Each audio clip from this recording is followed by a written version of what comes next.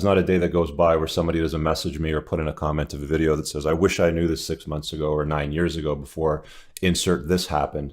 You're like the father I never had. So here we are today, about to drop some cold hard truth bombs in Bomber Command.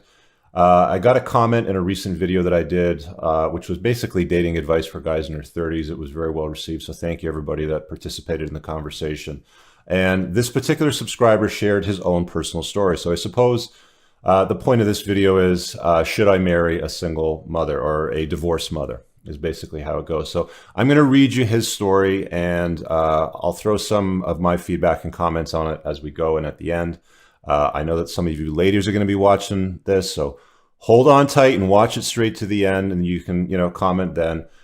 Gentlemen, this is something that you need to be aware of. This is kind of like red pill awareness. It definitely adds to your mental health if you can digest and consume this information, and make sure that you view the world with this lens of hypergamy. Here we go. So he says, about 4 years after my divorce, he says, I'm a 43-year-old male, met a woman who's 40. And after 1 year of dating, we started talking about marriage. She had a son who was 13 years old at the time. While having dinner after ring shopping one evening, we started talking about her son's schooling and where we were going to live. I was still renting a house after my divorce, but I wanted to purchase a nice new home for us. So he's doing, what society tells him is the right thing. The following day, she sends me a text message saying that she wasn't going to compromise on sending her son to private Catholic high school, which is the second most expensive school in our area, which was $11,000 a year. And this woman made $32,000 a year before taxes at the time. So she wants to spend 1/3 of her income roughly on her kids' private education, which she can't afford to pay for herself. So she's trying to rely on this gentleman to cover for her. The story gets better, so sit tight and just listen up. I had to have a conversation with her about how she was going to afford this school. She became irate during the texting conversation.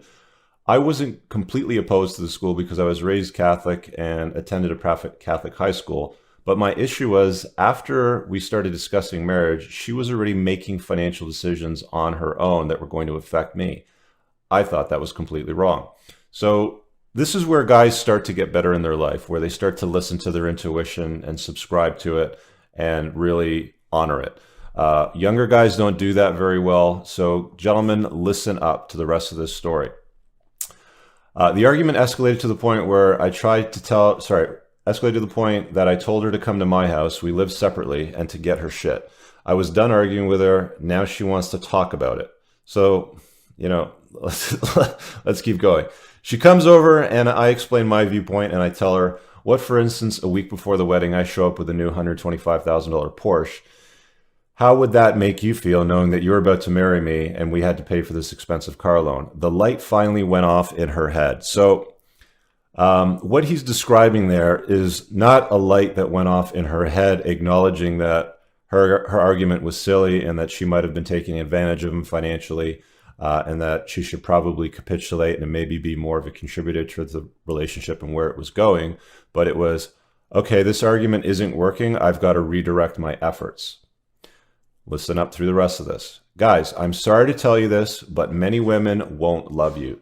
Not the way you want to be loved anyway. They are incapable of loving you the way that you love them. They love the idea of life that they will have with you. Women, I would agree with that. Women are incapable of loving you in the way that you would expect to be loved. It's a true story. If you've read The Rational Male by Rollo Tomassi, he kind of gets into that in many parts of the book, but dedicates a good part of one chapter to it. Linked in the description below, by the way, if you haven't read it. To briefly wrap up this story, we got back together. We got engaged. Now, what typically happens is when she comes over to get her shit and she wants to talk about it and the light that goes off in her head, I suspect the part that he's probably leaving out in his comment here is that they had the epic makeup sex. And that's usually what pulls guys back into nonsense conversations, relationships, and all that stuff. That they know that their intuition talks to them.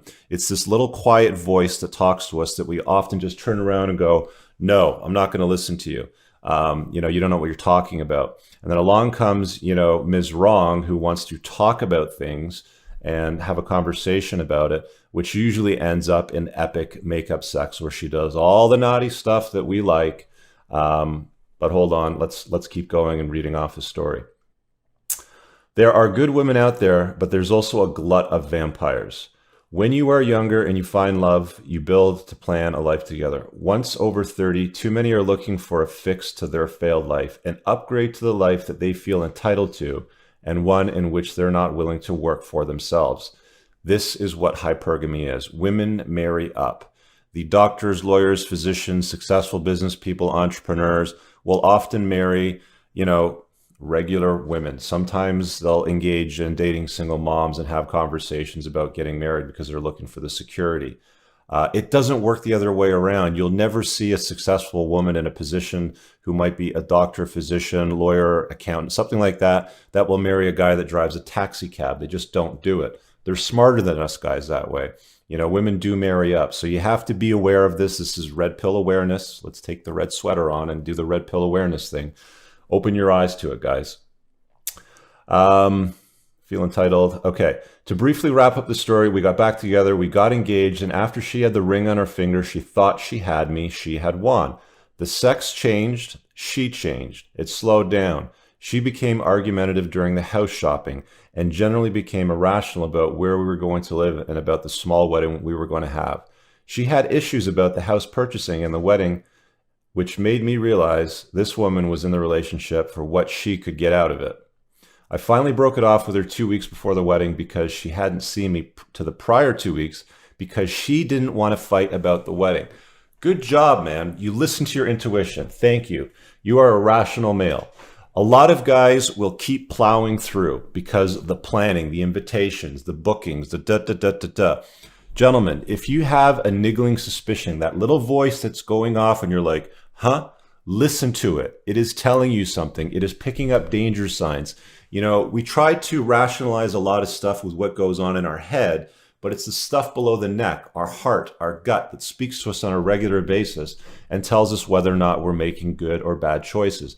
This is why I'm here. This is why I make these videos. I want you guys to become a better version of yourself and walk through life with a lens that allows you to see the truth in the world that you're living in. So she had issues about the home purchasing, the wedding. Nothing made her happy. She didn't want to see him 2 weeks before the wedding because she didn't want to fight about things. These women are out there in vast numbers. They have an internal monologue that differs from how they act. I've said this before.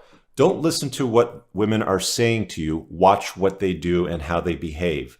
That's where the truth comes from, okay? They have an internal monologue that differs from how they act. They have a mask on, and if you don't see through it, you will pay an emotional and likely financial toll. Huge. I've said this before. There's nothing more damaging. There's nothing that a guy can do that's more damaging to their life, their financial wealth, and their future than choosing the wrong partner. So in closing, he says, through a twist of fate, okay, so he's called it off at this point, thankfully. Also in closing, through a twist of fate, my ex-wife ended up working in the same building as my ex-fiance shortly after we separated. Those two started talking, of course. I need to mention that my ex-fiance lived with her parents. They had a large home, so it made sense for her to live with them. Anyway, my ex-wife sends me a photo of a text, so I guess a screen capture of a text message where my ex-fiance tells her that I was just a means to an end and she wanted a house and I was getting us one. On the top right of the screen, you're going to see a card to my experience dating a single mom. You're going to see a card to a video that I did moons ago called Hypergamy 101, which is a guy sharing his own version of his story. So check those out. Gentlemen, open your eyes, become a rational man, and recognize the world that we live in and the default programming in which women operate under. They look to trade up. They look to get a better deal. All you have to do is read some of the comments in many of my videos where guys are sharing their experiences. I mean, there's a reason why I call you guys my brothers from another mother, and this is a tribe. It's because we're helping each other become a better version of ourselves and learning from these stories. We learn from experiences as men. We're not classroom learners. Of course, maybe we could consider this, classroom learning, but as men, we learn from experience the best, and there's no better teacher than actually living through it, or hear somebody that's actually lived through it. All right, guys, I really hope that you enjoyed that clip. If you want to check out the full-length podcast episode, you can find that right over here. Also, make sure you visit my website over here, where you'll find my supplements, the opportunity to book me privately one-on-one for coaching, and most importantly, my new School of Unplugging, which you'll find on the courses tab. Newer to the channel, hit subscribe.